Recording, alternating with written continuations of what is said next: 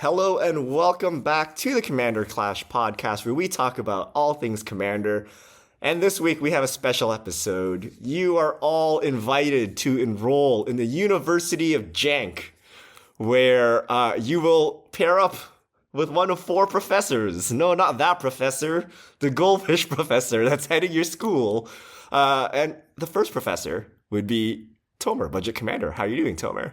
I'm doing well. I'm excited for the first day of class to share my lessons with the viewers at home on how to play Commander the right way. And there's only a right way. There's no such thing as opinions. There's the right way and the wrong way.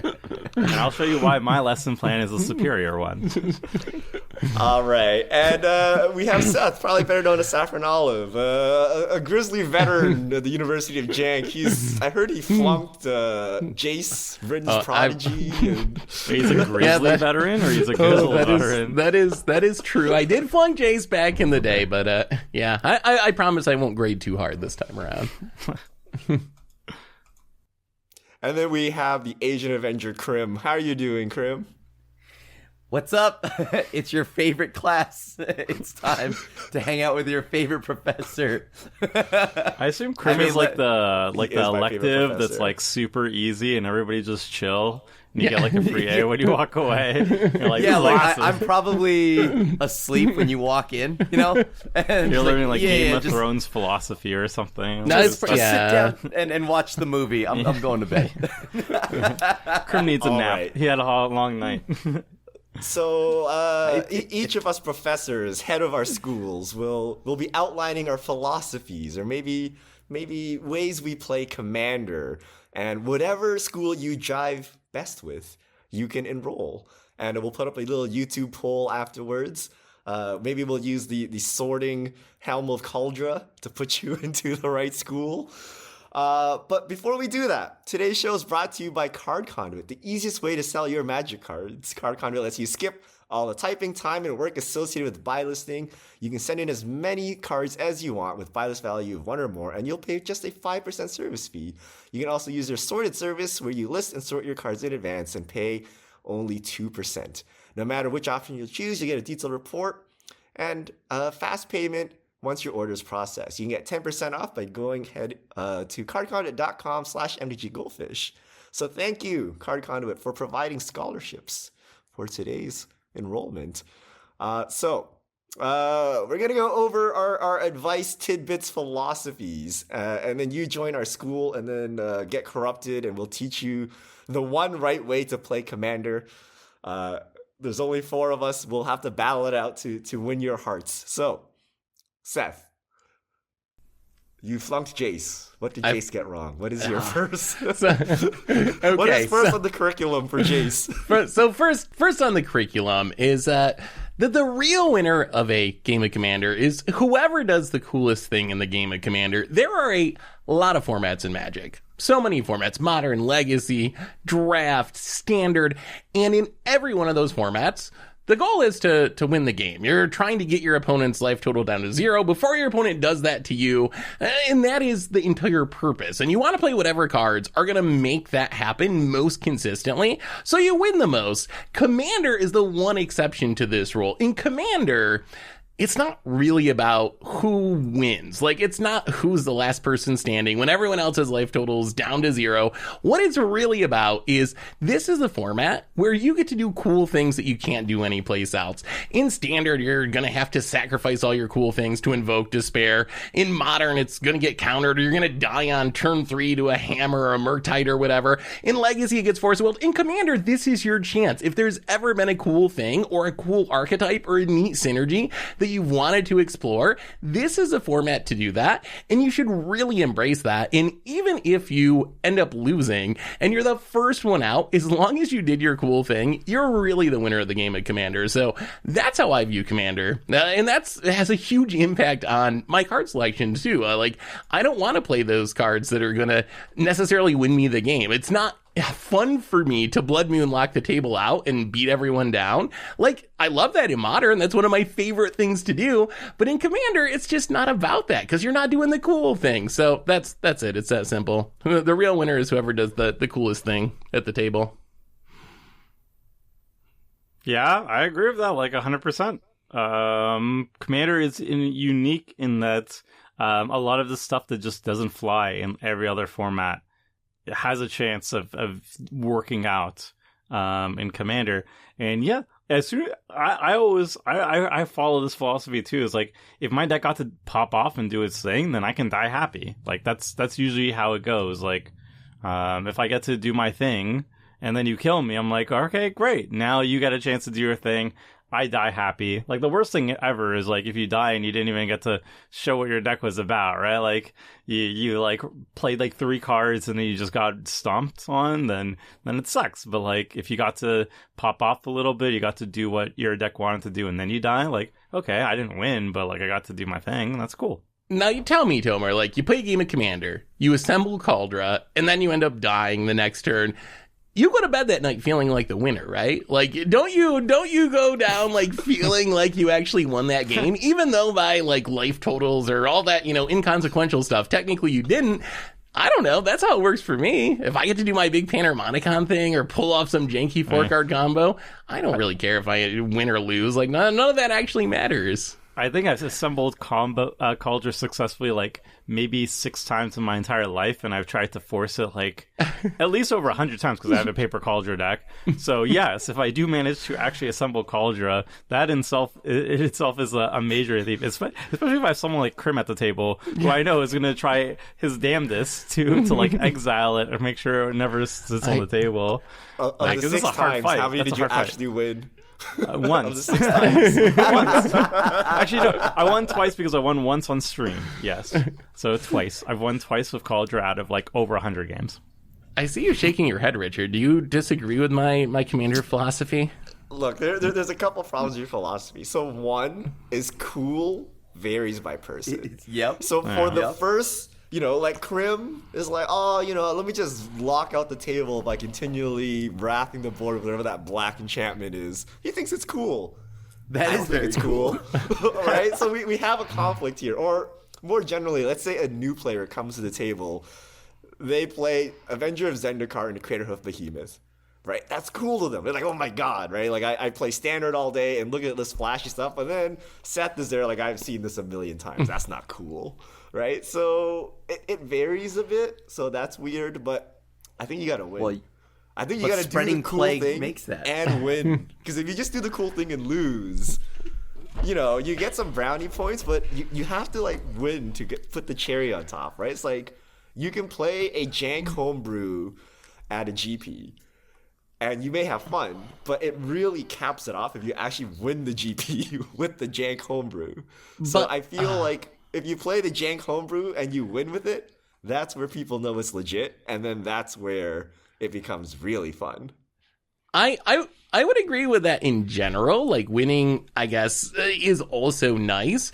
But given the choice, though, like, is winning without doing something cool satisfying to you in a game of Commander? Because that's kind of where I come from. Yeah. Like, if you win and you didn't do anything cool, like, I don't feel like I actually won. Like, if I just Blood Moon lock the table and, beat y'all down, I don't actually come away from that feeling like I win, even though if technically I did win. So from that perspective, I think it kind of makes sense. If I walk in and Thoracle you and go out, like, that's not cool. Right? Yeah. But if I come to the table, play 3 Kithkin, get hard locked by Krim out of the thing, I don't feel like I accomplished anything and achieved my goals Spreading either. Plague, Richard, by the way, Spreading Plague. Okay, that's the name of the that card wheel. from my memory. I don't know what that card is. So I think there's some middle ground here. Like, you have to do the cool thing, and you have to have some success. Like, maybe if you kill one person with Kaldra, that's good enough. But if you just assemble Kaldra and then someone just like Thoracles and you're like, wow, okay, cool. Look, like I said, you know how hard it is to assemble Kaldra, all right? I'll take that W.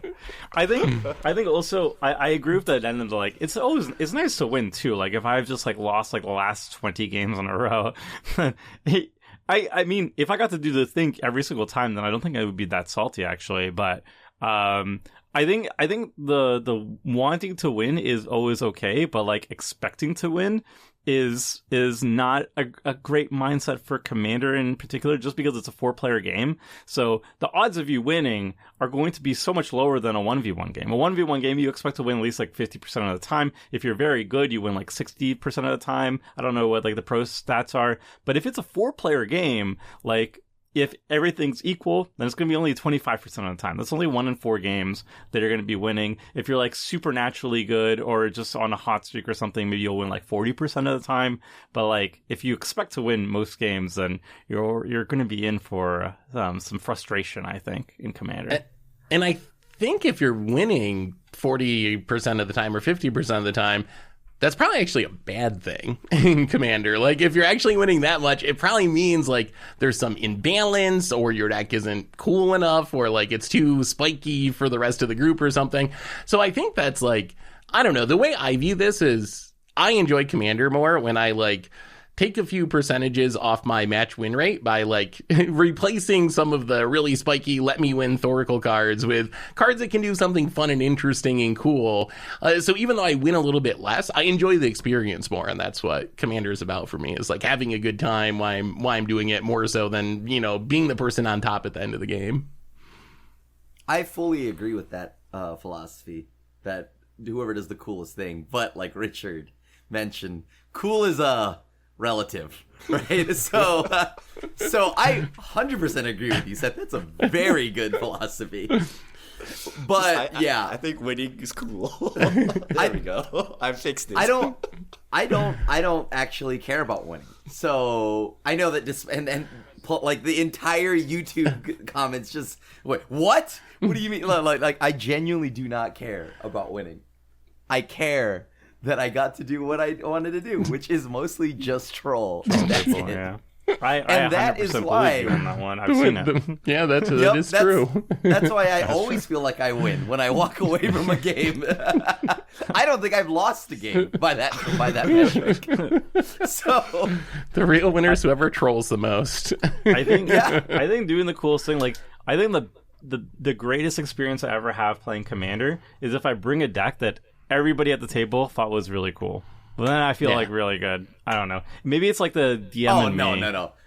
No, yeah, maybe that's the DM. I never care if anybody thinks as a what I dungeon play is master, cool. people say like, "Oh, I really liked your adventure. Your adventure was really cool." Like I ride that high for like the entire day. I think that's a like similar thing on Commander. Like the number one goal would be like if everybody said like, "Oh, Tomer, that deck was really cool," instead of being like, "Oh, Tomer, never play that again. That was awful." I'm right there with it. I would rather have the compliment be that deck was really cool than that deck was really good. Like, if I had to choose between the two, I would rather have someone tell me they thought it was a cool deck than a good deck. But ideally, it'll be both. I can't believe I lost to Spirited Companion. Yeah. That is what I like to hear. I'm like, nice Steam deck, Richard. When are you going to bring out your real deck? Like, oh, I lost. So, yes, Spirited Companion. How cool is it that like you have a fledgling Osprey deck and you killed us with fledgling Osprey? Like that is such a cool moment. Everybody walked away not being like, "Oh my god, Richard the pub stomper." It's like, no, Richard that was a really cool deck. Yeah, but if I play Fledgling Osprey and it did nothing, you'd be like, Richard, playing a Steam deck. Yeah, you play well. You gotta play win well. to send a message. You gotta get that bird to fly. Yeah. That's true. All right. But Richard, what do you got for us? So Seth in his participation school there. Let me give you some real tricks about how to take your cool thing and win with it. And that is Richard's number one rule of Commander is never, ever be archenemy. Ever. Right? If you are the player that looks like you're winning, then 3 people will gang up on you and you have like 0 chance, basically, right? Because what that means is there's, imagine it's 1v1, right? You're playing 1v1. Someone has 3 times the cards, 3 times the extra turns. Imagine like 3 Nexus of Fates going off. And that's what you're up against when you're going archenemy, right? Because there's 3 players. They have 3 combat steps, 3 upkeeps, 3 main phases, 6 main phases. You can't win. So you want to hang back and let someone else take the heat. And then when you become arch enemy, you must win immediately. So what does that mean, right? Like maybe you're storming off and people are like, hey, he's pretty scary, but it's too late. We can't stop him, right? Or, you have a scary board and people try to stop it, but you have 4 counter spells now. They can't stop it anymore. So never be arch enemy. And I think people get too happy to be aggressive early. So it's like you're running a marathon and someone like sprints out like Usain Bolt in the first like 100 meters and like, yes, I'm winning. But they can't sustain it for the whole marathon and then they lose. just like any team sport, like you gotta draft behind the leader. So like NASCAR or whatever, you don't want to be the guy in front taking all the wind resistance. You want to be sitting back in second, maybe third, so that 1 and 2 crash, and then you just like cruise in for the victory. So yeah, so I never like being arch enemy, and you can see that in all of my card analysis, right? Like this card makes you look scary, but it doesn't win you the game, so it just kills you. And always be in second. And then at the last, unlike Krim, who stays in second till the end, the last moment, you jump into first. Whoa, you shift gears? Whoa, wait, hold on. There's gears? I comfortably coast in second. I mean, I think that like does boost your win percentage a lot, right? Like we've seen it time and time again where the person who's in like second or in third, or the person who's in dead last who has done nothing all game. Like I'm thinking recently we had the last game of the season was with Tom, or the last season with Tom, season 14. Phil did like literally nothing all game. He was not the threat. He was stuck on lands, and he like played like a worm coil engine for the entirety of the game. That was his contribution. That was not with Tom. What? That was Andrew. Sorry, that was the mid. Yeah. That was the bonus round. Sorry, that was the bonus round. He was like, so Phil was in dead last, and minor spoiler, he contributed very little to the game. He was not scary. At no point was there any reason to attack it because it was objectively the wrong call. But when the dust settled, he was the only one who had anything left on the board. Everybody just wasted all their removal, and he just walked in and he snagged that W. Sometimes it works, sometimes it doesn't. But like being in second place or third place and being able to convince the table to attack somebody else and waste their resources, stopping that person means when you pop off, they won't have the resources to stop you anymore. I don't You know need to what be you're right talking about. behind I the don't remember pack. that. You can't be a mile away. Yeah, sometimes you can. Like Phil pulled it off, but like that's a rare event. It is funny when it happens though. It's hilarious because that exact game I was stuck on lands and I got hit immediately. Well, you threw down the gauntlet on me, Krim. You were like, let's ruin Tomer's day, and I was like, okay, fine. Yeah. Well, you Bring it. kept hitting me, so you know what? I think you took the I was lead hitting early. you for like and 3 then- damage, literally 3 with damage. Sword of Fire and Ice. It was you kidding 3 me, dude? damage. I a would. Oh boy. I would take Richard's like never be arch enemy even further though, because I think one thing I almost had on my list today but didn't quite make it was like, don't make enemies for no reason. Even further than like don't become the arch enemy. One mistake I see people make is just like firing off removal on things that don't really matter, firing off attacks aggressively that don't actually really do anything other than anger a player, and then you can't be in that position of like sitting in second or sitting in third and waiting for the rest of the battle to like play out and then sneak in and get the win.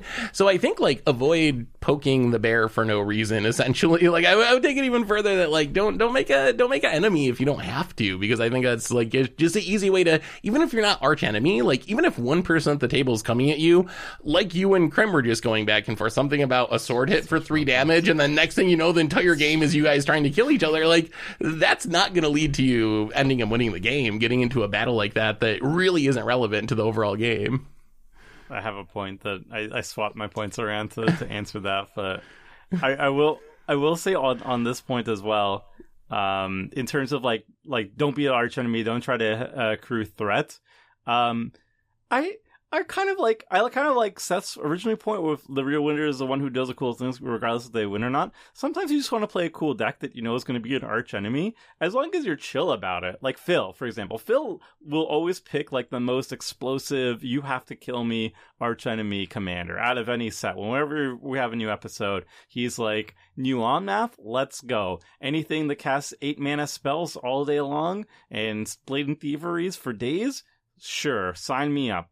And he's always going to get the aggro on it because we know what's going to happen. And if he pops off, he kind of wins the game.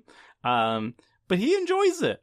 And he likes it. And when he dies, he's not like, oh, that sucked. He was like, oh, man, did you see the time that I got to cast 2 spells before I died? That was awesome. And, like, I think that's honestly refreshing. Like, sometimes if you want to have high win percentage, Richard, you're 100% correct. If you just want to play like the splashy thing and embrace being arch enemy a little bit, yeah, you'll probably die. Your win percentage will go down, but you can still enjoy it. You can still enjoy the ride, the value town before it crashes and burns. Look, sometimes you just want to log in and go hog wild, you know? Like, I don't care about winning. I just want to cast the big spells. Yeah. And that's great.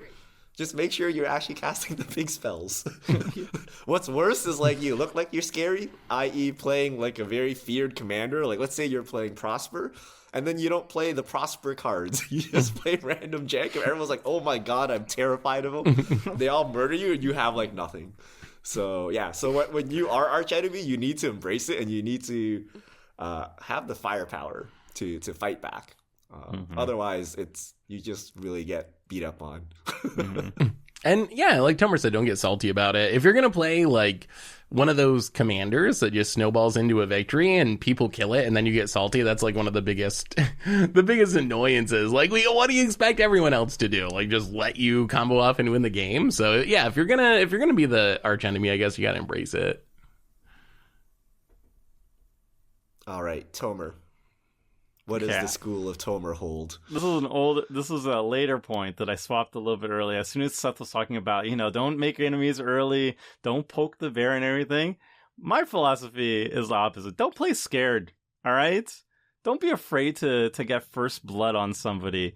The game is going to end. This is the whole point. This is why we sat down to play a game of Commander, is we're trying to win, we're trying to blow up other people's boards, and we're trying to lower people's life totals to 0, or just combo off and win, and win with alternative win conditions. We don't have to be like all timid about what we signed up for, I think. And so that's why I always go for the punch, If somebody's like, if somebody's like, oh, don't hit me, I might remove your thing. I'm like, okay, bring it. I'm gonna hit you now. And if you remove it, in that exact situation, I did bring it and I answered. Good, and it was fun. So you know what? Wouldn't it be better to still have all your stuff? No. I don't play scared. I don't deal with terrorists. All right. I don't listen to your demands. All right. You're not holding me hostage. I'm gonna swing in. I'm the aggro player. You got to deal with me, and if you deal with me, good job. You've dealt with me. But we're here to play Commander. We're here to kill each other, and I intend to do that. So when people are like, oh, like the thing that always rustles my jimmies the most is when somebody, like one person, there's like a control player at the table or something, and he says like, oh. If I let you resolve this spell, will you allow me to win the game, please? And I'm like, and a lot of people are like, oh yeah, please don't counter my spell, Mr. Blue Mage. Oh, I'll never attack you. No, I won't ever remove any of your permanents. No, I'll let you do whatever you want. Please don't counter me. Oh no, don't hurt me, Mr. Blue Mage. This was actually just Tomer though. Yeah, like I never go into these demands. I'm thinking about y'all when you're always wheeling and dealing with Creamy's like, oh, if I let you resolve this spell, will you be nice to me? You say, like, no. I don't have enough information to make a decision, and you just be like, do what you want to do. Or just take it a step further. It's like, I don't engage with terrorism, and you cast your spell. All right? And if they counter your spell, then good. And then you can continue the game. Don't play scared. But don't you want Make them have it. Don't you want someone else to make them have it, though? That's the thing about Commander is you have 3 other people. Like, yeah, but if you're all why do I have to be the one to get my spell count? Why don't I just wait till it's your turn and you can run out your Commander into the counter and then I'll resolve something? What if I play scared too? And also, like, not all your spells are equal, right? You could run out the stuff that you don't care as much to be countered to save your other thing.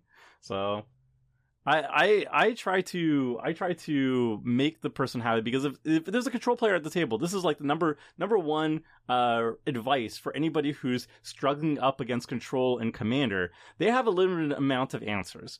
If they get to sit on those answers and never use it, the best removal is the removal you never have to cast. That has been taught to me time and time again by the people at this table, at this very table. Like, Krim does not want to use his one counterspell. He wants to save that counterspell and leverage it against the rest of you. And if he gets to do that successfully, he's going to be in a very game-winning position. The way you beat control players is you make them use the cards in their frickin' hand, and then you can beat them down afterwards. So that's how I always play. You make Tomer use the counterspell in Krim's head, and then you beat them both down afterwards because they just senselessly beat each other up. No, Technically, that is how literally last game went. I would say don't play dumb as well, but like none of these things have to be taken to the absolute like comical extreme. Like if other people are expecting you to do all the dirty work for them, you don't have to play into their hands.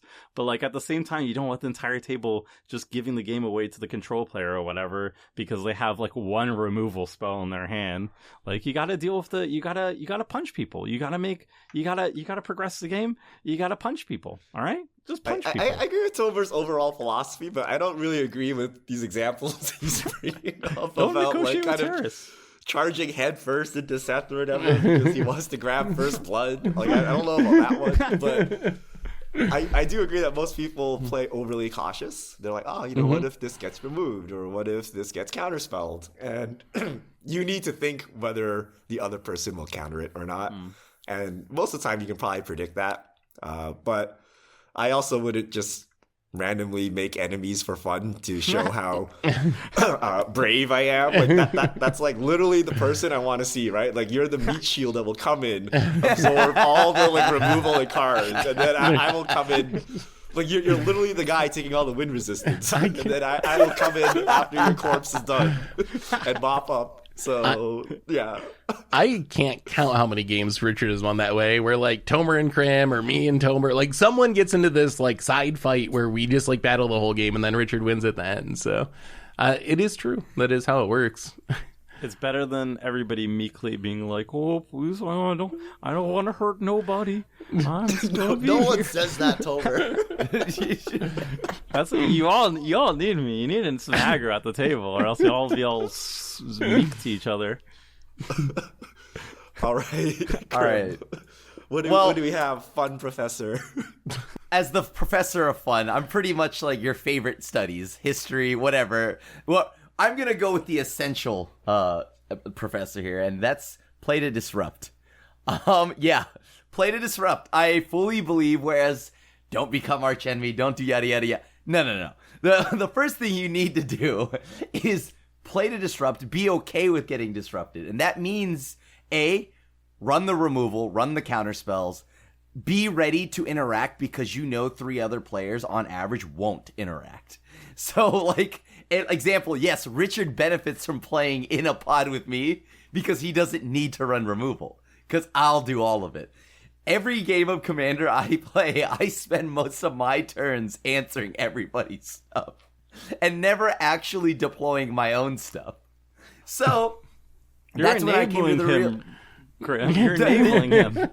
Yeah, I am enabling Richard. I am backing Richard's philosophy because, A, I'm the one that's like, let me spend my turn sweeping the board. Let me spend my turn doing all these things. But on top of that, like, I do genuinely think that playing to disrupt is huge. I think I'm not even talking like disrupt to like win the game. I mean, I'm talking play to disrupt as in like so we don't lose. So so nobody can like immediately end the game on the spot. So I believe that you should be interacting as much as possible. As much as possible. It is kind of often thought that like in a game of Commander, just let everybody do everything and no interaction, don't mess with my stuff. I think that you as a deck builder and a player should also be prepared to be interacted with.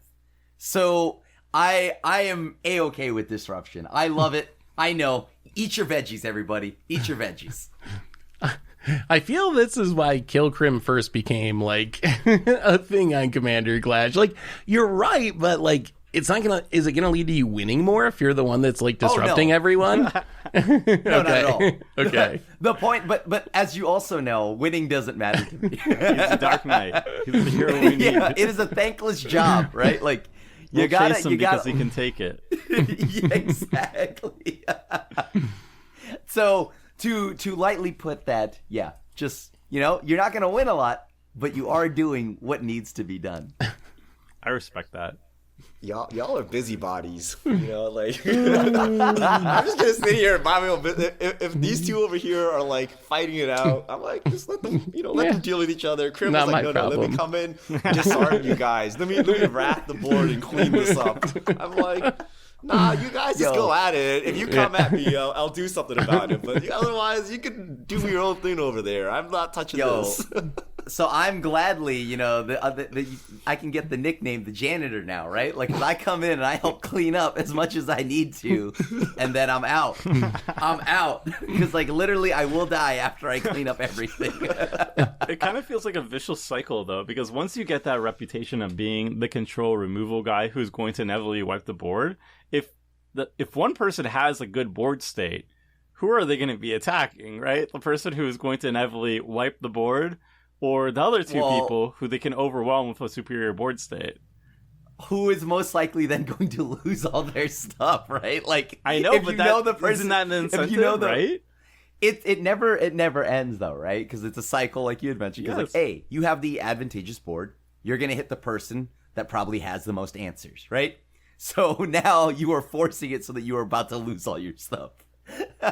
And the other two can now just sit there and let you get blown up. So in reality, you shouldn't hit the person that has all the stuff because you should hit the others. Yeah, think about that. Here, you hit the others that don't have the answers. I know what you're thinking. Hit those that don't have the answers, right? Because then what are they gonna try to do? Wipe your board to attack you. You get because the thing here is if you attack the person with all the answers, right? Only that's happening is you and the person that you're attacking now are going to be in an endless war while the other two can sit there on the sideline, Richard, and just like benefit from it all the time, right? I'm sorry. No, I'd rather you wipe the board on turns earlier, so I can have a chance to rebuild, than for me to commit more stuff on the board, only for you to get more of my permanents, right? I guess that's fair. Oh well, whatever. It doesn't matter. Point doesn't change. I still want to disrupt. Card draw engines on the battlefield, then I'm more okay with getting wiped on the board later because I could draw more cards in the meantime, and then I could rebuild either. But if you're like in a situation where you're like, I have a board state, I have no sources of card draw. I'm going to attack the person with the board wipes, right? I want them to just wipe the board now as opposed to later. But if I have card draw, So then that means what you're saying is I should be spreading plague into more decks so then I don't have to cast any more board wipes. But then you get attacked more, Krim. Yeah, but then people just then have to answer it, right? Oh. And then otherwise nothing hits me because everything dies. Krim's philosophy is so unique compared to everyone else at the table. It's definitely interesting to see. You play Commander like very opposite, I think, that I do in a lot of ways. I do play it opposite, but do we not share the same sentiment? Doing the cool thing and trolling. We both enjoy a good troll and behavior, like the we don't here. try to win. Yeah, we very much so don't try to win. Richard's the only one that Richard tries to win. Richard doesn't want to be the problem. Richard doesn't run that much removal. He lets other people deal with it. Krim is like the opposite. He's like, no, I'm going to step in and deal with everything because I'm the hero we need. I don't go for first ever. Yeah, Krim wants to be the arch enemy. Yeah, most of the time. Like he just I'm not being built attacked. for that role. I'm doing something wrong. That's odd. My health total isn't the lowest. What happened? What has happened? All right, Seth. What do you have for us? All right, so we talked about, number one, real winner being who does the coolest thing. Well, you can't do the cool things if you don't build a functional deck. And this is something that I've learned over the years, and also drives me crazy with decks I see from other people. People want to try to do like some really crazy combo, have some really sweet, unique theme, and they get so caught up in the theme or the combo that they forget that for any of this to happen, their deck has to work. They have to have lands and draw cards and like have some amount of removal and interaction. Like all those things are necessary, and they don't work against doing the cool thing. You can be doing the cool thing and building a really flavorful, unique deck and still have your Phyrexian Arena and still have a Wrath of God and like still have these nuts and bolts cards that is actually going to let your deck function. And when you think think about it, those cards are actually like supporting your cool thing, because if you're trying to pull off this 4-card combo that costs a ton of mana, you need to live for a while. You need to develop your mana base. Like, you have to be able to do those things. So I think one mistake I just see people make, and that I think I used to make more in the past, is you get so focused on doing the cool against the odds things that you end up with a deck that just like doesn't work. And then because your deck doesn't work, you never get to do the cool against the odds thing that you've been trying to do and that you built your deck to do. So don't forget to build a functional deck and get too married to the cool thing. The functionality is what actually allows that cool thing to happen. I fully agree, and so does Toski, Honorary Bird, Skeleton, Dragon, whatever. Yeah. We like to meme on you for that, but you're right. Like, you wouldn't be winning with Fledgling Osprey if you didn't have Toski to draw you cards. So it's not that Toski's like off flavor. It's allowing you to win with Fledgling Osprey, which is the whole point of the thing. Like, isn't that kind of like the truth of it? I disagree. I agree that you need a functional deck. However, I think the card pool in Magic the Gathering or in Commander is so large now that you don't need to rely on like very specific staples to make a deck functional. Like, you need a lot of card. Every deck needs a lot of card draw. Every deck needs a lot of card advantage and mana advantage. That's what it really boils down to in Commander. Every deck needs it as a fundamental. And the more janky and cards you need, the more of both you actually really need to assemble things in a normal time, or like more removals to slow down the game in order to find it more naturally. But like, I think every single deck now has so many optional alternative cards. Like, you don't need like a mana crypt, for example, in your deck to do a janky thing to pull it off. Like, there are a lot of cards that are in your archetype that can function the exact same way and might even be better than generic staples just due to synergy options. So I don't think you need to like always reach for like same old staples to make your deck work. You could look for cards that fit the archetype, fit the synergies, but fulfill the same role. I would agree with that. I think Jeweled Lotus is one that I hear that a lot about, is people are like, well, what if I'm using Jeweled Lotus to like cast my really janky commander in this really janky deck? I'm like, well, it's still Jeweled Lotus. Like, it's what still if busted. I Dockside loop to pull off my janky combo? It's like, well, good job. You're a Dockside deck. Yeah. But yeah, build good. Build Where's the functional balance? decks. There's some balance there, though, because you don't talk about all the dysfunctional decks that do nothing, and you're like, I don't even know what your deck does because it like literally went nowhere. Like, if Fledgling Osprey never won a game, then you would never talk about it, and it would not be a thing, right? So there is some balance there of you need your deck to pop off, right? And the thing is, the jankier your win con, the stronger the other half needs to be to make up for the jankiness of your win con. So, you know, if you go like, would you talk about it? You did, because I only won last year. Moonfolk, right? Like Moonfolk, and you're not happy how Moonfolk never win, and then you played a Moonfolk deck with no Moonfolk. Legal Moonfolk in the deck. I won with every single legal Moonfolk in the deck. I don't know what you guys want from me. I'm being gaslit on this game that apparently didn't exist. I'm linking it in the freaking thing. Maybe you should watch it afterwards, Richard.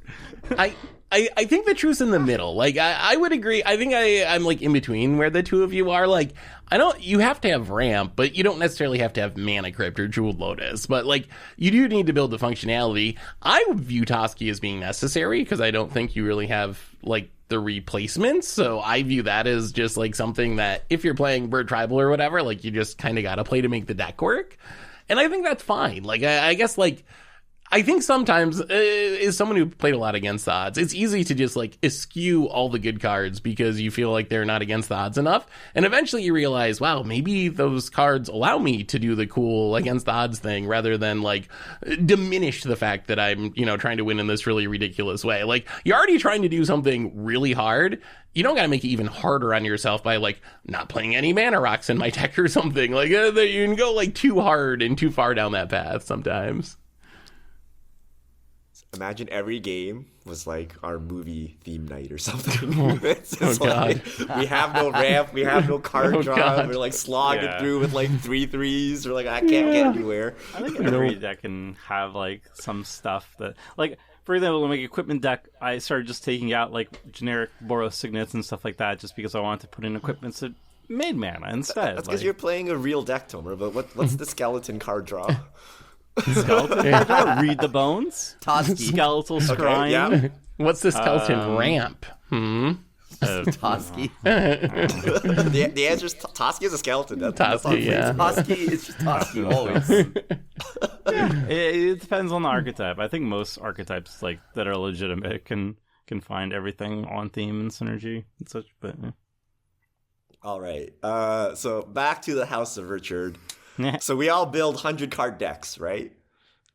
I say don't even bother learning your deck. You should be playing the other 300 cards at the table.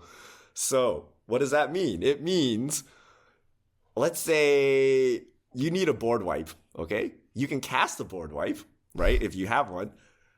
Or you could let someone else build a problematic board such that Krim casts a board wipe. Now, how do you do that in reality, right? In reality is, let's say they have a token generator and you have spot removal. You can remove it, right? Or you can just let it make tokens and you have blockers. And Krim, who you know has no creatures, will need to Wrath, right? So people like to play their own cards. But you can play other people's cards for them. Have it. Right? And there's Sounds very like a you easy ways to problem, do Krim. this. Like Skullwinder, right? I can literally give you the card I want you to play, and then you will play it, right? Or, you will have a very high probability if I choose the right card, right? And in the Skullwinder case, the recipient's very happy. I remember Seth was so overly joyed to get a Wrath back from the graveyard, use his entire turn to Wrath the board. And he was like, yes, that's like a free card in hand, right? And he was very pleased about it. And I was very pleased about it. It's a win-win. So, like, there are lots of scenarios where you don't need to use resources, especially, like, removal. Like, a lot of times people see something scary on the battlefield and they'll remove it. But sometimes that thing is not scary to you. It's only scary to other players. And if that's the case, you don't need to remove it, right? It's not scary to you. You let other people deal with it, right? If someone has, like, a 20/20 double strike, infect trampler, and you have a Maze of Ith, you don't care about that. You don't need to remove it, right? But Krim needs to Wrath for dear God, right? So there's like opportunities like this where you can just let other players play their cards like they would normally do, and you don't have to do anything about it. And that's how you get virtual card advantage, right? That's free card draw, an extra turn, extra mana, because you didn't have to spend it. So yes, you should play your deck, but you should also look at what other people are playing and think what they want to do, and then let them play it out in a way that benefits you. How much of it is knowing the cards and how much of it is knowing the players? Like, do you think you take advantage of... I mean, you have to. Like, Krim wants to be disruptive. I'm going to be overjoyed that I get the card back with Skullwinder. Like, is it about the decks that we're playing, or is it like our playstyles and personality that you can take advantage of? You're kind of like a super villain, Richard. Now that I think about it, yeah. you can tell from the decks, right? Like if you are like a spellslinger deck or something, you might be the only thing you're afraid of is probably like counter spells, right? So you know that you need to have the person with the counter spells burn them on someone that's not you, right? Or if you are a creature deck, you're not afraid of maybe you're a green deck, right? You're not afraid of combat. You have the biggest creatures. So like you can tell if Krim has no creatures, he's itching for a Wrath to protect himself. So not to overcommit into that Wrath, right? So like, yes, it helps if you know the personalities, but you can play at blind tables and figure out, like, if you see their commander, you know what they want to do with their commander. And their board state. Or like the person who's missing land drops will gladly take, a card drop, a secret rendezvous or something for a favor, right? Or, stuff like that. So I don't think it's that, like, people always say, like, oh, Richard, your strategy only works because Krim's at the table. I'm like, no, like, Krim has, I've been in seasons without Krim, right? And then they also say, like, oh, you don't play with Krim at the table because Krim has counter spells. But I'm like, I play with Krim too with counter spells. That's not a problem, right? So I don't know. I think it's adaptive, and I think it's kind of like 1v1 where you need to know what your opponent's going to do, and then you can play around it. In Commander, you need to kind of know what your 3 opponents are going to do, and you play around it. Mm-hmm. And that, like, you basically need to know the game plan of their deck and, like, what they're likely to play, and then what you need to do. And things like if they have no creatures, they need to Wrath. That's, like, very obvious. So I think it's too bad. I think this has even gotten easier in the rise of, like, EDH Rec and precons. Like, If you see a commander or a pre-con commander, you can probably make a pretty good guess on like the general theme of the deck, if not like a lot of the individual cards in the deck most of the time these days, I think. Yeah. I mean, I try to use that philosophy as much as possible now, and it was definitely like taught to me by you, Richard, like that if there's a lot of threats on the table, then you don't necessarily need to just like blow your load trying to get the table, get the thing removed, because if it's a threat for the entire table, then you can see if if other people will remove it for you instead. And I think that definitely is probably like the single most thing that helped my win percentage is like sometimes I will just have a removal for the thing that is scary and I just won't use it because I know it's scary for everybody else. And maybe because I have the removal for it, I'm not that scared of it, and I can hold on to it. Sometimes I'll pop it off if I'm like afraid like the opponent's going to like draw 50 cards or something and get to a position where I just will not be able to survive, whatever. But like, I don't know. There's a lot of situations where like, yeah, I just will let something stick around because I will see if my opponents can deal with it first. And then if I need to deal with it, then I'll deal with it. But only if I need to. Not because like I just like, woof, just boom on something. I do this every time I play Commander. Yeah, you're very good at it too.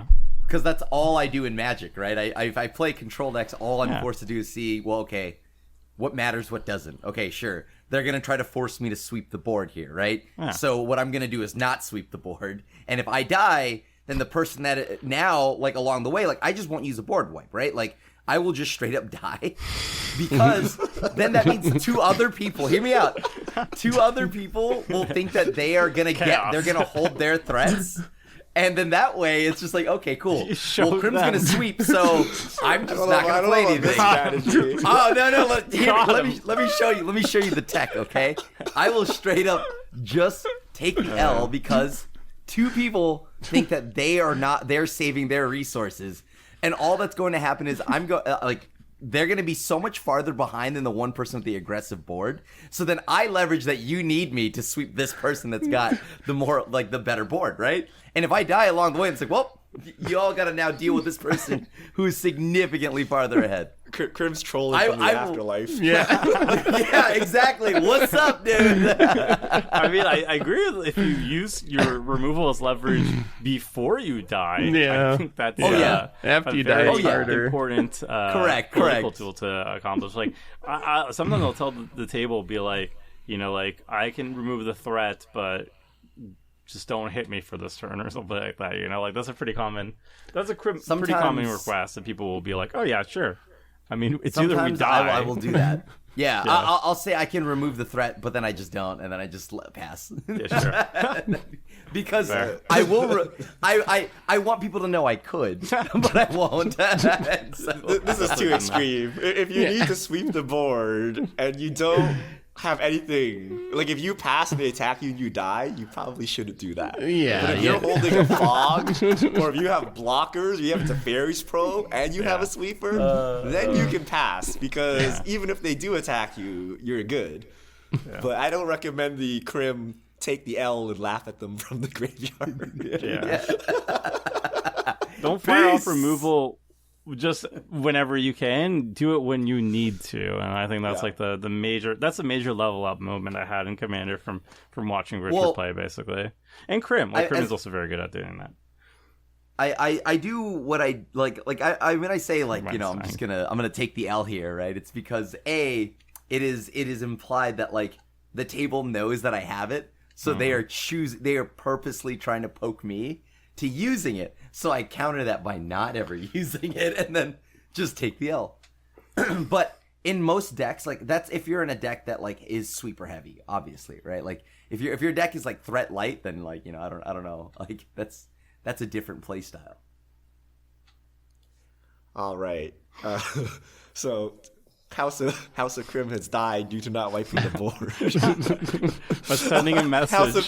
House of Tomer, what do you have for us? House of Tomer has a very simple philosophy. This is not political or anything. This is about deck building.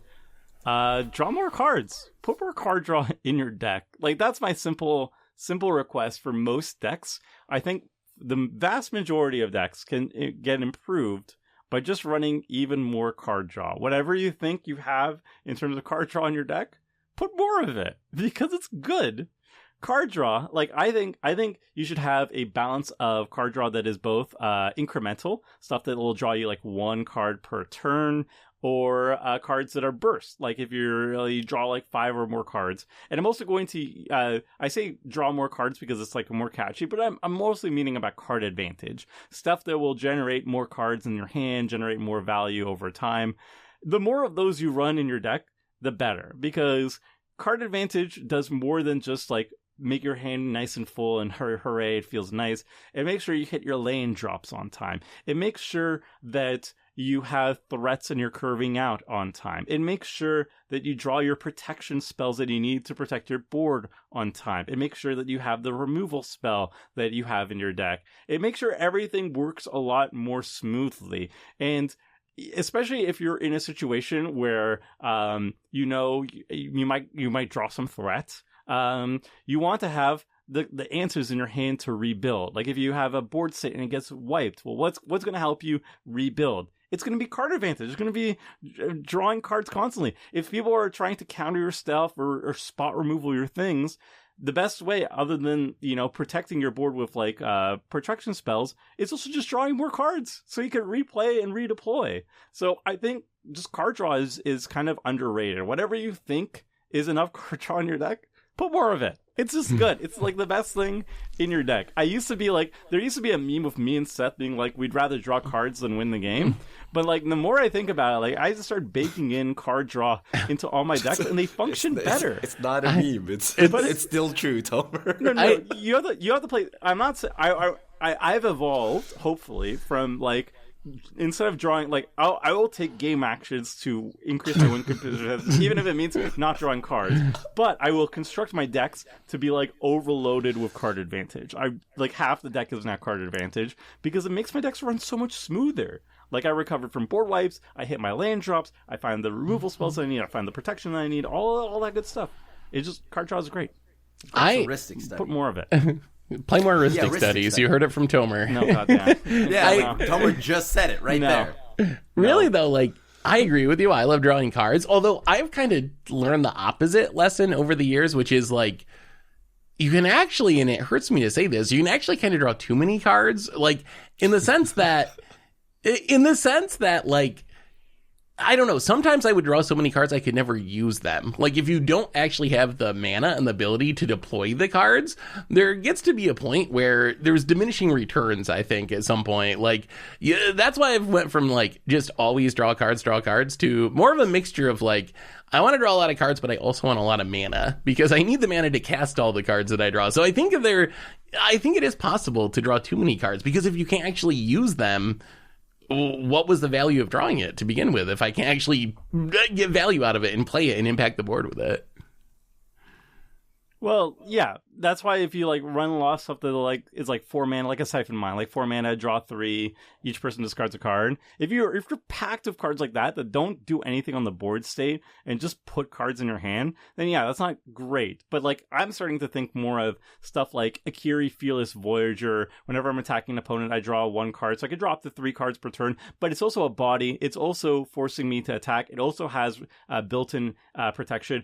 I recently put in the Hiri, which is both like impulse draw and it casts the equipments for free. Like that's like the best of the best. So not only am I drawing the cards, I'm just getting to put them on the battlefield immediately. That's really good. Just like a Jor Kadeen, like I'm just talking about my equipment deck because I have it open because I was preparing for tomorrow.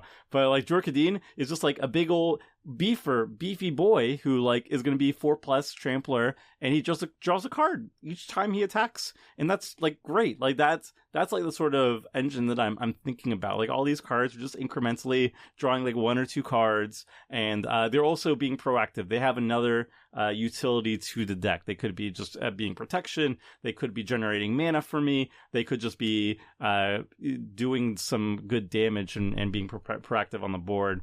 Like just filling your deck with like, painful truths and stuff like that. Like no, that then you're going to just be stuck on stuff. But if all your other cards are doing things while drawing you cards at the same time, I think that's like the sweet spot. I can get behind that. Yeah, I think that's definitely true. The more your card draw can also be doing other things, the better. luckily in the current year, I think everything does do something and draw cards. So. Yeah. Or make mana, or make treasures. Only in They're all great. supported Wizards archetypes. But I still think y'all draw way too many cards. Like, Tomer's talking about sitting around, drilling, doing nothing. Like, that's what card draw is. Like, just play your threats. Like, But I don't win the turtle. I'm not- game with like your things, or like rather than like sitting here like, oh, I need to keep drawing cards. I need to keep drawing cards, right? But Because I'm the there is a aggro cost. player. I punch people. I punch people to draw cards, Richard. That's my thing. Okay, I guess. Like, I hit you with 1/1 squirrels to draw. Yeah, you're Toskies. Toskies what I'm Is talking that about. really? Run more Is that really Toskies. aggro? I mean, Yeah, run more Toskies, run more Coastal Piracies. Punch people in the face, draw cards. I love punching people in the face. I mean, yeah, draw cards, but I think most people draw cards. I think people get too hung up on actual card draw as well. Like, saying white needs card draw. Like, white has so much card advantage that you don't really need card draw, but Wizards still printing us card draw. There are other ways, like, blinking, recursion, reanimation, stuff like that. Like a one-sided board wipe is like drawing 20 cards versus the table. So there are ways to get it done without actually literally drawing cards. And I do like Tomer's philosophy of like, yes, if you have like a card that furthers your game plan, like an equipment commander that also draws cards, that's awesome. But not all archetypes or not all decks have those cards. And I don't agree with the... Seth has changed, but I remember the time where Seth spent like 10 mana to draw a card. Like, what was it? Oh, like yeah. magnifying glass or something? I think it was Cast it, 6 mana, activated but it. still, yeah, something like that. I remember it was like when he was playing Garth, and he could have regrowth to find like a board wipe. He could have used Garth to regrowth a board wipe that we needed in order for the rest of the table not to die, including himself. And instead, he went for the card draw to draw cards to hopefully find something else. Maybe I could have drawn a board draw wipe, cards. Tomer. I could have drawn a board wipe. And then he just dies. He's like, the answer's right there. The board wipe is right there. And he was like, no, I'm going to brain geyser myself. And oops, I didn't find another board wipe, you guys. I feel like if we die because of a lack of a board wipe, it's really Krim that didn't do his job. You can't blame me for that. Major takeaway is if Krim didn't wipe the board, I guess we just lose the game. I still remember the first time Tomer played six drop tribal. He he cycled a land away to draw a card, Yes. and then was stuck on 5 mana like for the rest of the game because he cycled his land away because he just wanted to draw a card, but like the card he needed was a land. That was years ago. I'm a changed man, Richard. He's a I've changed learned. man. He's I've learned. He's learned from that. And 6-drop tribal is now way more legit. But that was the funny thing where it's just like, Yeah. sometimes the cards you need is already there. You don't need to draw more cards. Learn from my mistakes. Learn to be a better card drawer. All right, Krim, what do you have for us? Okay, so another thing that I would like for the House of Krim is that casual is a mindset, not an archetype, and I think that's the biggest thing. I think that like I can play, I don't know, a control deck, right? Let's just use that as an example, and that's still casual. I think that like because like legitimately, it doesn't matter what you're playing. It genuinely comes down to how you play it and who you are like while you're playing that deck, right? Like if I sit here and I could be the sweatiest bird player, like I could be the sweatiest birds player, or like you wouldn't know this, but I actually think I am way more casual than everyone here because I literally don't have win conditions. I never try to win. I am the most casual person that's probably at this spot. I don't know if that's a good thing. I want you to have win conditions, Krim, please. Yeah. I mean, I have wait, win kill us, conditions. please. Kill me. Kill me, please. What's casual ad nauseum? Casual, Yeah. casual ad nauseum is like there's obviously cards like there's no way you're casually demonic consultationing, right? Like you know You'd what I be mean? Like there's no surprised. casual Thoracle combo, right? Like that's not like exactly casual, but like for the most part, I think that there's also like everybody thinks combo, so immediately not casual. But I do think that you can have a combo and still be casual, right? Like it's just Thoracle specifically is like the frowned upon combo because that is like it's not like a actual buildup. You didn't really do anything. Go to helm, right? Like that's not, casual, I guess. So what is casual then? Like, if those things, like, that's the how do we actually define age-old question. casual? Casual is, as I said, right? It's more likely like how you example, like the mindset of how you built your deck. Like example, the fact is that I'm not trying to win on turn 1 or 2, right? One of the best ways is like, hey, when are you trying to win by? Right? Like that's the question that I would rather ask than what's your arbitrary number deck list. But then wouldn't a stacks deck be the most casual because you're trying to win on turn 100 or something because you just lock the table out of the game? So like Stasis is the most casual card of all time. You could say that, yeah, like by that, but there's an asterisk there, obviously, right? Because like again, it comes down to like the mindset of what you're trying to bring to the table, right? Like and that goes into how you deck build as well. So if you're trying to literally stacks lock everybody out. I mean, come on. What if I smile as I resolve my stasis? Does that make it casual? Yeah, that makes it a lot better. Okay, stasis and stacks, like these are like land destruction is like in stasis like stack wait, stuff. I have a question obviously. for you. Is spreading plague casual? Yeah. What? Are you kidding me? Why isn't it casual? I think the main point of this is casual is hard to define. We can have an entire podcast on what is true. What is and what isn't. It is hard to define. Casual is somewhat related to power level, but then there are also cards that are not particularly strong that casual players do not like Spreading Plague. Like, not particularly strong. You'll never find Spreading Plague in a CDH table. No. But if you roll up to a random table and start, I'm going to cast Spreading Plague. How do you feel about that? I think a lot of people just run away. Yeah.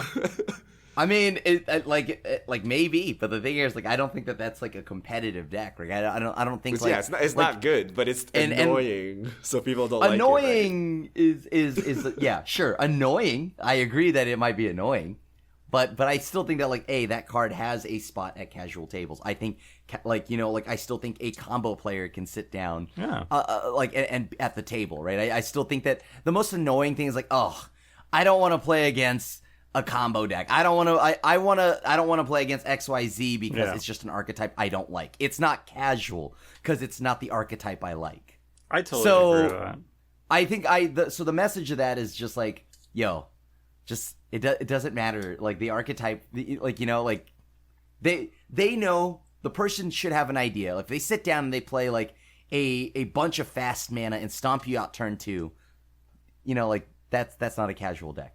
Right, we can figure that out pretty easily. But like, there are tons of decks that just get labeled. What people consider as annoying is immediately also considered not casual, and I think that's just false. I think that's false. But what if my school? Yeah. But what if my school is trying to do cool things and you're just like countering and blowing up the board every turn? Like, isn't that like the opposite of what my school is about? I'm so confused.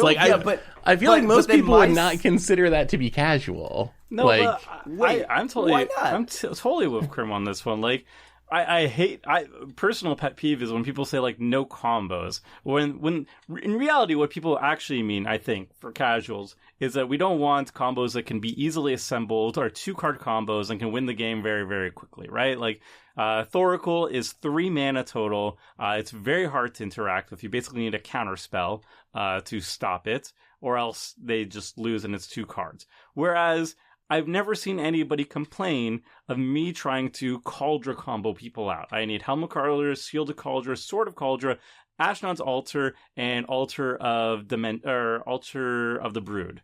I need all 5 of those cards. I've never pulled it off, but never have I once said, "Hey, this is my combo. Is this okay?" And people say, "No, this is awful." But like, it's a combo, right? It's still a combo. But people just generally just throw those things out. And yes, in pre-game discussions, people will say no combos, and that's like very frustrating because that means like a lot of different cool strategies are just out the window, even if they take much longer and are much harder to win with than somebody else's casual deck that has a Cradle Hoof in it, for example. And also control. It's like, okay, well, my cool thing gets shut down by removal, so therefore you running removal is not casual of you. Well, no, it's like there are degrees to these things, and even stacks. Like if I'm running just like a Thalia and I'm running like a Leonin Arbiter or something like that, or an Aven Mind Sensor, is that automatically the CDH? No, it's like minor stacks. There's always degrees to it. If I'm dropping down like Winter Orb on my Urza deck, that's CDH. different, right? Like There's that's a spectrum between, like, each archetype has a spectrum between casual and CDH. And yes, there are some cards that are just like they're bad, but like they're also frowned upon, and we could avoid those things. But like entire archetypes being just like disallowed at casual is kind of weird and kind of limiting for no reason, I think. And before anyone yells at me in the comments, that Crim's saying that because he's a combo player. I think I read some comments where people called me that. And I was like, I don't know if you know this. There's a long running record on our stats episode where combo wins I have that season, and I have the big 0 every season. I don't even have win cons. I mean, Notion Wheel counted as a win, but we conceded to it instead of you winning. Sure, but that was me. But why did I have Notion Wheel? We built our first deck, so that was EDH way back. And since then, I removed that. Right? Yeah, and I run just combos. play. I run combos. I had 2 combos winners only. I don't know. It's so weird that people would be like, ugh. It's a combo. It's like a 5-card combo. But, leave me alone. Let me ask you though, Tomer. Like y'all combo you players. I mean, No ramp. Sorry, everybody. No ramp I'm sorry. at this pod. The only way I can kill people is with do you combat not see- damage. okay, Let me okay, bring out my Cradle Hoofs. Let me interrupt is you, that Seth. better? As a fair Magic player who hates combos, this is why people don't like combos. Although, I don't really hate combos, right? But so we're playing this game of Magic, interactive Magic. You're talking about interact more, back and forth, creatures, combats, counting life totals. And then someone comes along and says, let me invalidate the entire board state and game and anything that happened up to this point and just win on the spot. So that's why people dislike combos. But, is a Magic 5-card combo that bad? Probably not. You probably shouldn't care about that. But What you if can you see why just people get ran salty about a removal? 2-card combo. But I think there's a Magic- big difference between like Thoracle, which you need literally a counter magic, and let's say a combo that requires like 5 permanents on the battlefield, and none of them have hexproof or shroud or whatever. Like, yeah, just freaking use a removal spell. Yeah, I like combos fine, but like you should be able to understand why people like casual players dislike combos, because you invalidate like basically everything that happened before then. Like why keep track of life totals? It doesn't matter, right? Like but why is you're just Magic gonna a combo fun off. game? Magic's a fun game because of the various ways you can win, right? The one thing I love more than anything is alternative win conditions that aren't combat related. So like mill, right? Like what if I just up and out of nowhere mill you out? Right? Like it's like I still think that's pretty cool. I think that's great. I think that like what about burn? That's not combat, right? Like I think burn is really cool. So I think that Magic is beautiful as a game because there's so many ways to win outside of just the perception is it's too easy. That like the same reason people hate Infect, right? Because it's too easy because you circumvented like the normal life total. So like when the combo becomes too easy, people get mad. Yeah. And that I think is usually like a 2-card combo people get mad. Maybe like 3. Godo or like Thora. But like right? once you get 4, 5, 6, like people get less mad because they see that it was just as hard to assemble the 5-card combo than it was to like, hit you 5 times in combat or whatever. But I can totally sympathize with people that don't like combos. One of my There's favorite also varying Richard wins. degrees of like 2-card combos, by the way, because I also think like example, like if the 2-card combo is Bruvok and like whatever the mill spell is, Double from the milling, Zendikar. Yeah, doubles the mill, right? Like that is like not as easy to put together as like Thoracle, right? So, Well, but yeah, like Bruvok's your commander, then it's pretty I easy. mean, that's still pretty easy. yeah, You got- Bruvok's your well, but then it's like you gotta sit there, you got like, and then your opponent, you gotta spend this like 6-mana spell. I don't know. I think that like 2-card 6 whole combos. mana? That's scary as hell. Yeah, it's a sorcery. a What am I lot. gonna do in my black deck? I don't know. Remove Bruvok. Okay. That's much easier than like a Thoracle combo though. Yeah, it is easier. You at least can interact with the permanent, but I don't know. For Richard though, like one of my most notable Richard wins was when he did the all MDFC deck and he Charbelcher won, and I thought that was super cool. But if we're talking about like wins out of nowhere invalidates the board state, Richard I don't think did anything that game, and then he played Charbelcher and he activated Charbelcher and he killed somebody, and I think he did like instant speed or he like untapped it and then he killed somebody else too. Like there was a game going on, stuff was life totals were changing, and then Richard was like, all right, here's my win condition, you're dead. And I thought it was freaking awesome, and I remember the viewers loved it, but like, is that not essentially just what a combo does too? And this was like basically a one-card combo, right? Like, because it's just you play Charbelcher and you activate it. Well, I mean, I had to build the whole deck around it. Yeah, build the whole deck around it. But yeah, right? Yeah.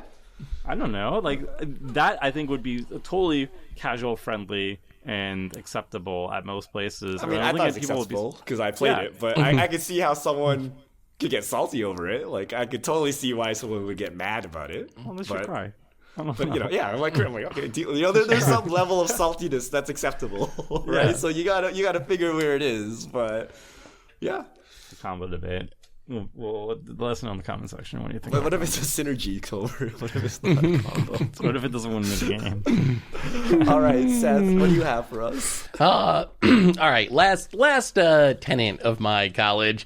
Just because it's good for an opponent doesn't mean it's bad for you. I think this is something a lot of people miss and still haven't woken up to. But like, you're playing Commander. There's 3 opponents in the game. Helping one of those opponents, and we've talked about this before in various contexts, but helping one of those opponents can be beneficial for you as well. It's not a zero-sum game like a 1-versus-1 format, and we've talked about Richard, Secret Rendezvous is a big one that we've seen this as an example of. We've talked about the honeyed creatures that come down and give an opponent things. Cards like that are actually really beneficial, and I think it carries over into gameplay to some extent as well. Like, the way that you play the game, you can be doing something that's mutually beneficial with one opponent, and that can still be the right choice for you, and it can be increasing both of your odds of winning the game, which is something that just doesn't happen in 1v1 format. So don't be afraid of cards that are beneficial to an opponent, as long as they are benefiting you just as much as that opponent, or hopefully even more than that opponent. It's not a 1v1 format. You shouldn't just write those cards off completely. You shouldn't write those plays off completely, because it's a 4-player game, which really changes the equation and the math on those things. I agree. Like, if you know Tomer is frothing at the mouth, ready to go, maybe it behooves you to give him a pointy stick to assist him in poking everyone. Give me the stick. Give me the stick, Richard. Give him the stick. Give me the stick. I want a punch. Yeah, I mean, I agree. This is kind of like on Richard's point too, like playing the table. Like, you can use a threat at the table to your advantage, and you always have to analyze the threat on how it affects you. Like, I know some people get upset, like Drannith Magistrate, for example. Drannith Magistrate, controversial card. Everybody hates it. Everybody's like, oh, frothing at the mouth at it already. But there have been times when somebody else plays the Drannith Magistrate, and my commander is like very mid. Like, yeah, sure, I would love my commander to be out on the battlefield, but you know what? I don't want the Maelstrom Wanderer to cast his commander. I think the Maelstrom Wanderer's commander is better than mine. So you know what? I'm going to keep the Drannith Magistrate on the table. I'm not going to remove it. Let the Wanderer deal with it. Or just like name a billion other commanders that once they've arrived on the battlefield, you're like, okay, well, if we don't deal with this immediately, we all lose. Like, not all commanders are built equally, and if you're playing a weaker one than your opponents, let them deal with the Drannith Magistrate. How about that? And there's like a dozen different examples of that, but I know Drannith Magistrate is a nice little hot topic, so I threw that out there. Drannith Magistrate is fine. Yeah, it's a fine card. It's Play more Magic. But is it a casual card? Is it a casual card? That's the real question. It is. It is. Just roll Possibility Storm, so it's a win condition, please. Yeah, I agree. And the opposite is true too. Just because it's bad for you doesn't mean it's good for your opponent. There are 2 other opponents as well. So sometimes it may be bad for you, but the person who did it to you may actually be in a worse off spot. So you need to kind of evaluate the whole table at once. I think that TLDR is don't think of 4-player games the same as 2-player games, because it's not. Like it's a really, really big difference. All right. So back to House of Richard. This one I yoinked from Tomer, which I really liked. Play to be invited back. So we were talking about getting all sweaty here, maybe winning, maybe asking what casual is, what is not casual. Well, you know what? It's a social game, and it is advantageous to you to have people want you in their pod rather than be like, I never want to play with this guy ever again. So, what does that mean? That means being flexible. That means, okay, like, don't do obvious things like maybe rules lawyering. Don't like take people's cards and shuffle them when they don't want you to touch them. Don't do like those weird things that you might actually do in 60 card 1v1.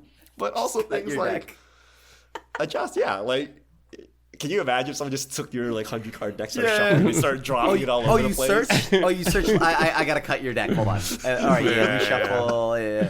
I'm a riffle shuffle as well. But also be flexible. Like if let's say we're talking about that combo discussion, right? Like maybe for you, a 4-card combo is casual, right? But the other people at your play group think it's not casual, right? You may want to consider changing it so that the other people in your pod have a fun time, right? Or maybe you don't. Maybe you want to stand your ground, right? But there's like the pregame talk and especially if a play group, like just adjusting to each other's play patterns and preferences.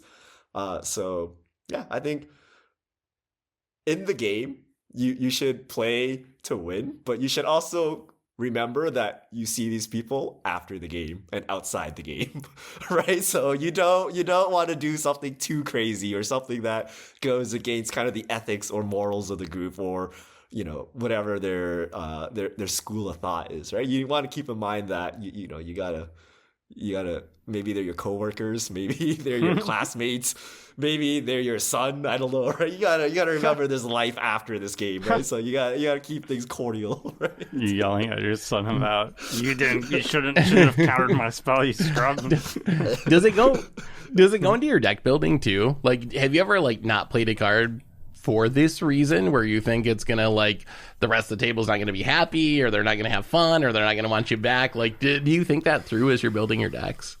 Yeah, I don't play Spreading Plague. Yeah.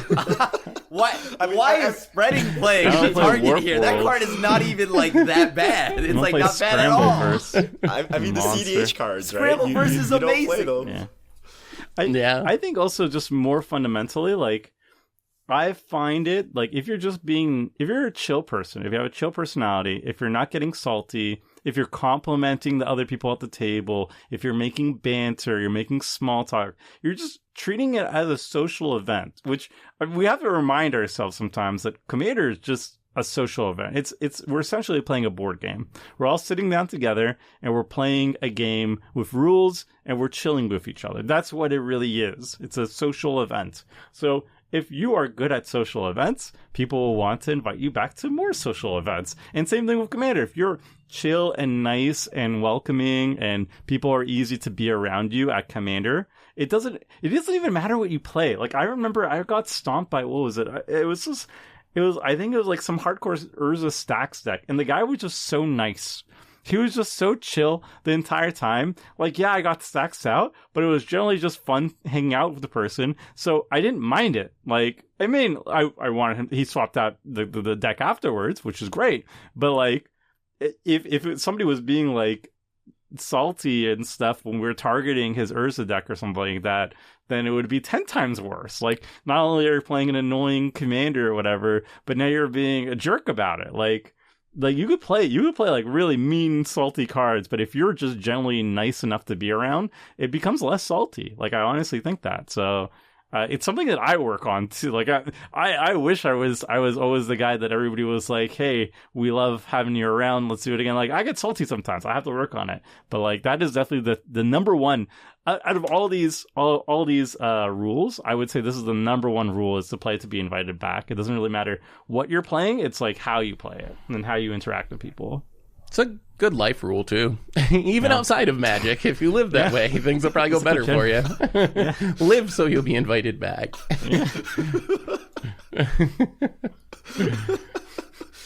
No, I just go and burn bridges wherever I go. I do it in real life too. I just walk in and Thor, like, hey, nice crater hood. Thor. I don't shower for days, and I work out ahead of time, so I get an aroma, so that my opponents get distracted by it.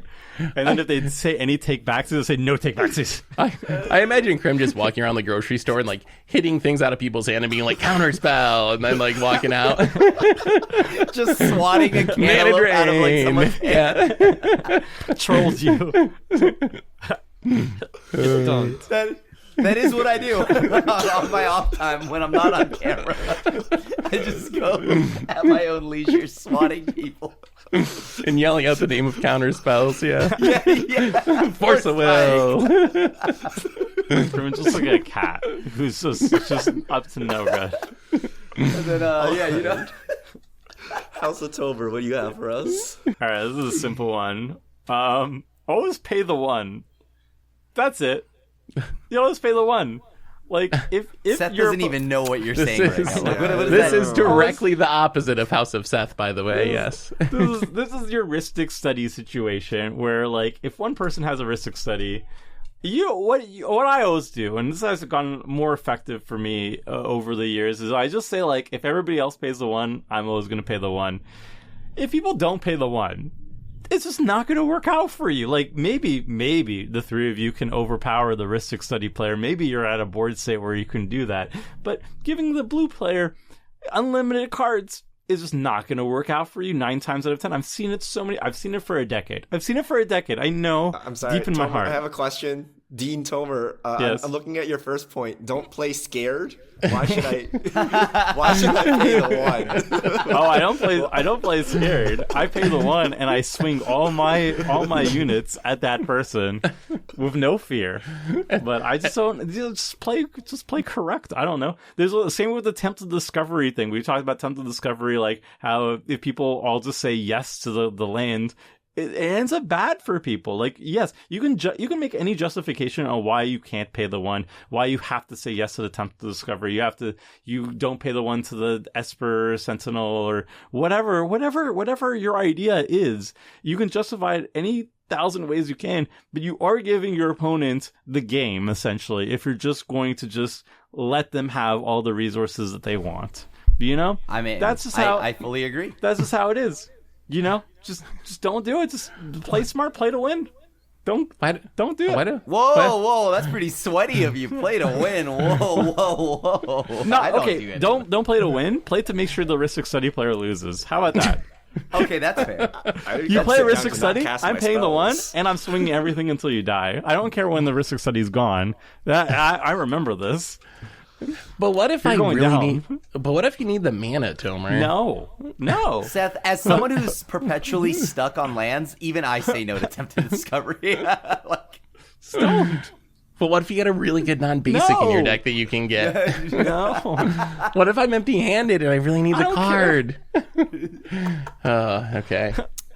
I think House of Tomer, or sorry, House of Richard and House of Seth can form an alliance here. Yeah. Oh, God. Hey. I think it's correct if everyone pays the one. Yes. But there's always someone that won't, and you might as well be that person.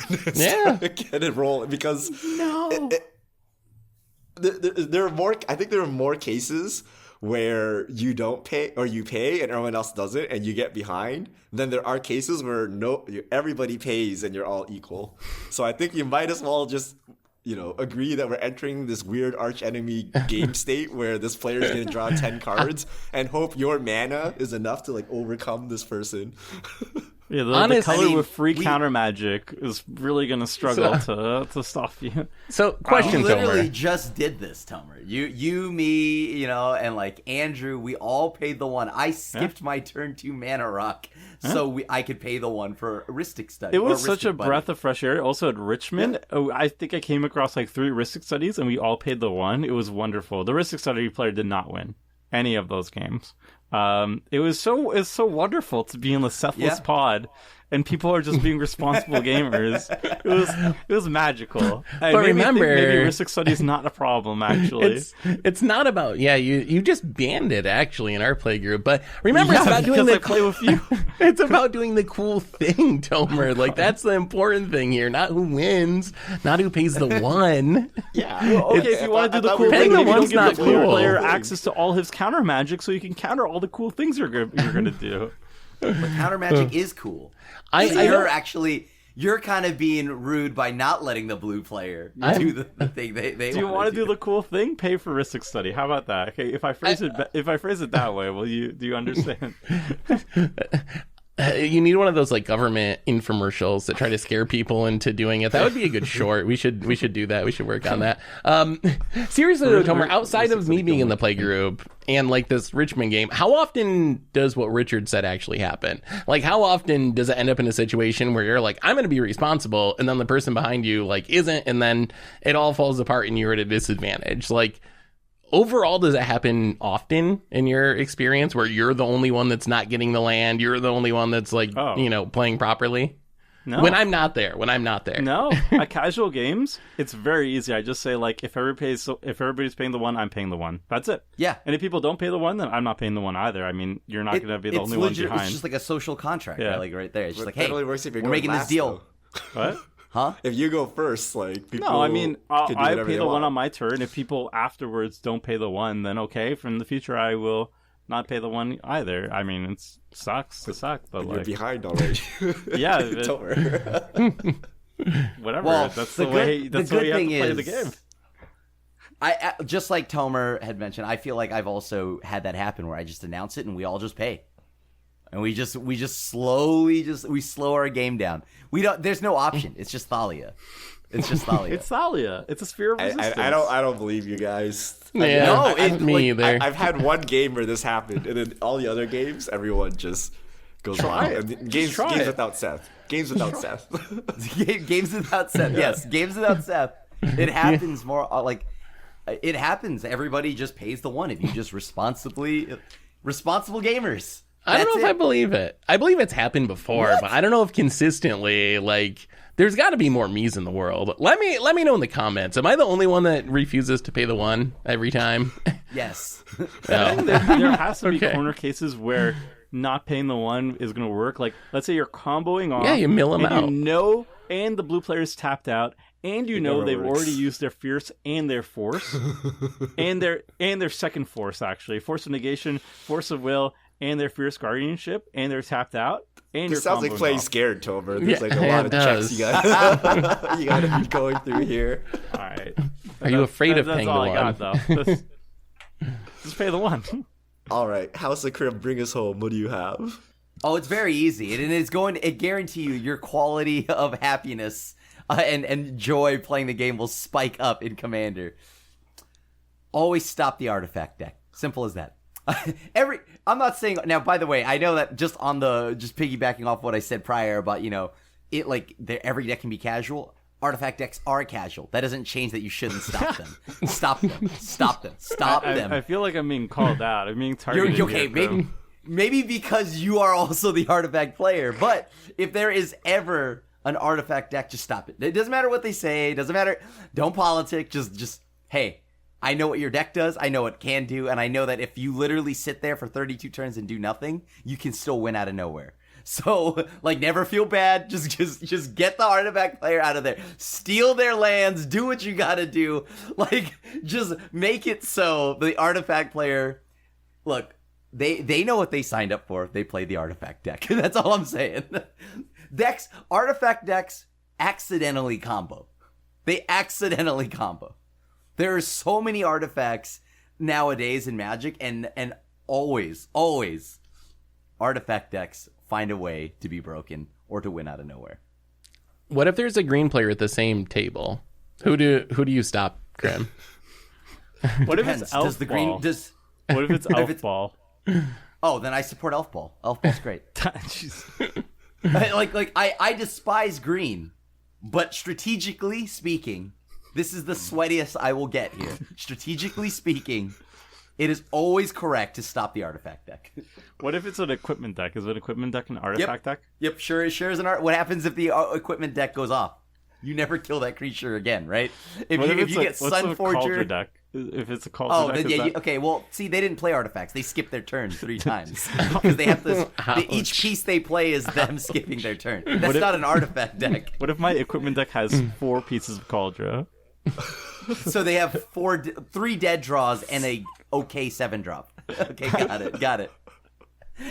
So when I say artifact deck, I mean a real artifact deck, not one that skips their own turns. So not only are you hitting me out, now you're insulting my deck at the same time. So I don't know if I have this hard and fast rule about artifact decks, but I do think there's some good advice in like know who the arch enemy is, like know who's playing the busted thing, like going into a game.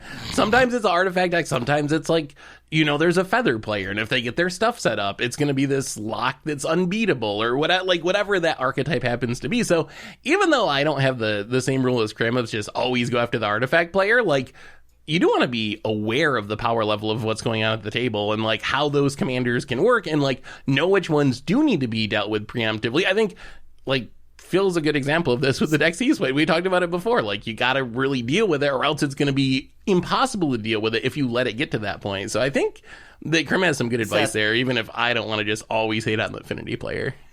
Seth is packaging it nicer than I am, but he's also kind of just...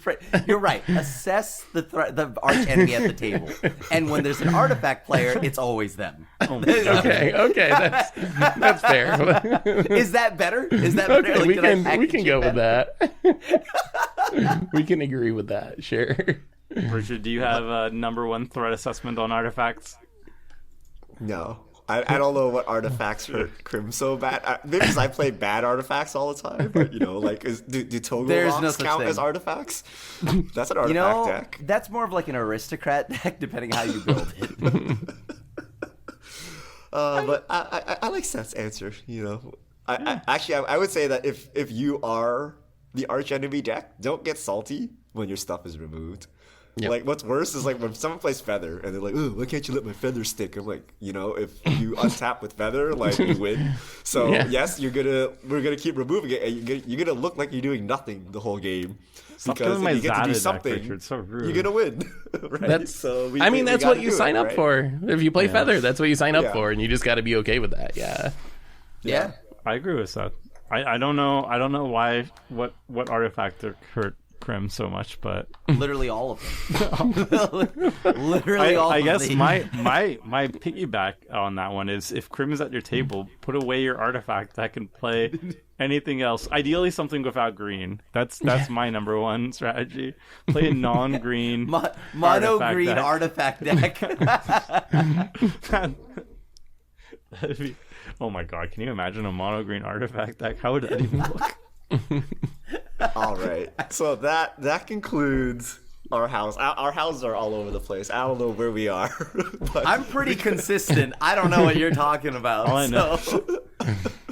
I feel Tomer's house changed halfway through as his philosophies collided with each other. You took one of mine. You took mine. I'm the only house that was consistent all the way through. Krim was very consistent, but it's okay. Life is not totally consistent. There's a lot of gray area. There's a lot of scales. What is casual? What is a combo? We don't know. Right? That's why we go to university, to learn about these things, to broaden our minds. Yeah. Unfortunately, we're the teachers, so Unfortunately, we're the teachers. This is a discount college. Okay, it's an online. You just subscribe to us, and we'll send your diploma over. Okay. So that concludes our University of Jank. Have you learned anything? Do you agree or disagree with anything? And what school will you join? Or do you think this is all rubbish and you'll start up your own school, a competing school? Let us know in the comments, and we'll see you all back here next week.